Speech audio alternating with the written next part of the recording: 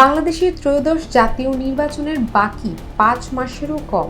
জামায়াতে ইসলামী সহ বেশ কয়েকটি দল আনুপাতিক বা পিআর পদ্ধতিতে নির্বাচন চাইলেও রাজনৈতিক ঐক্যমত না হওয়ায় সংবিধান অনুযায়ী প্রচলিত পদ্ধতিতেই ভোট আয়োজনের প্রস্তুতি নিচ্ছেন বলে জানিয়েছেন প্রধান নির্বাচন কমিশনার এএমএম নাসির উদ্দিন।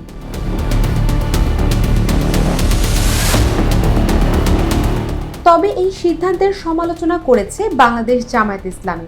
দলটির সেক্রেটারি জেনারেল মিয়া গোলাম পরোয়ার বলেন, প্রধান নির্বাচন কমিশন কর্মকর্তা একটা দলের মতো কেন কথা বলবেন? পিআর পদ্ধতি নির্বাচন নিয়ে সোচ্চার জাতীয় নাগরিক পার্টি এবং ইসলামপন্থী দল জামায়াতে ইসলামী। অন্যদিকে বর্তমান বাংলাদেশের অন্যতম বৃহৎ রাজনৈতিক দল বিএনপি এই পদ্ধতির বিরোধিতা করে প্রচলিত সংসদীয় পদ্ধতিতে নির্বাচনের পক্ষেই অবস্থান করছে।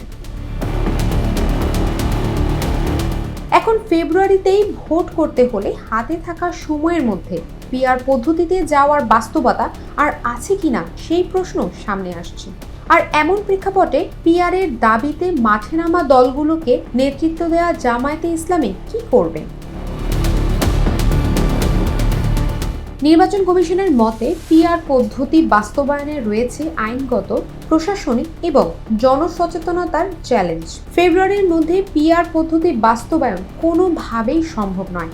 বাংলাদেশে যে পদ্ধতিতে সংসদ সদস্য নির্বাচন হয় তাকে বলা হয় ফার্স্ট পাস্ট দ্য পোস্ট বা এফপিটিপি, সর্বোচ্চ ভোট যেখানে একমাত্র নিয়ামক। বাংলাদেশে দীর্ঘদিন ধরে এফপিটিপি পদ্ধতিতে নির্বাচন হয়ে আসছে বিধায় মাঠ পর্যায়ে মানুষ এই পদ্ধতিতেই অভ্যস্ত।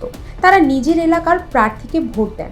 পিআর পদ্ধতির ধরন, ক্যান্ডিডেট নির্বাচন, ভোট গণনা সবকিছু ভোটারদের বুঝিয়ে বলার জন্য প্রয়োজন ব্যাপক জনসচেতনতার কর্মসূচি।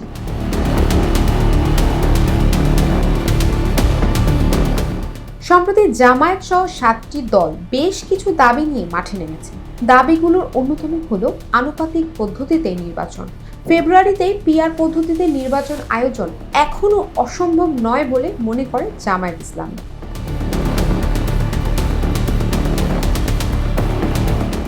Desk report, global voice 24।